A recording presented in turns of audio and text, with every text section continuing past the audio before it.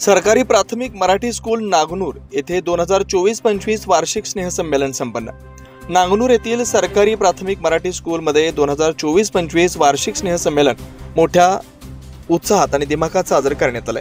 या कार्यक्रमाचे अध्यक्ष म्हणून श्री नासिर खान इनामदार, ग्रामपंचायत अध्यक्ष यमग्रणी उपस्थित होते, तर प्रमुख अतिथी म्हणून श्री अरुण बने एई मुधोळ आणि स्वागताध्यक्ष म्हणून श्री रणजित पवार आणि श्री मारुती कांबळे यांची उपस्थिती होते।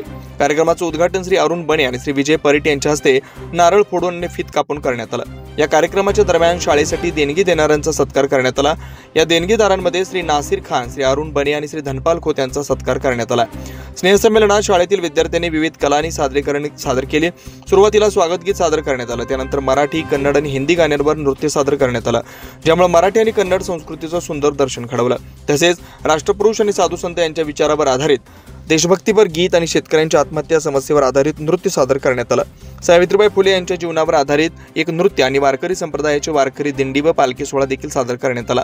विविध नृत्य तालावर बालचमूंच्या सादरीकरणाने पालक व प्रेक्षकांची मन जिंकली।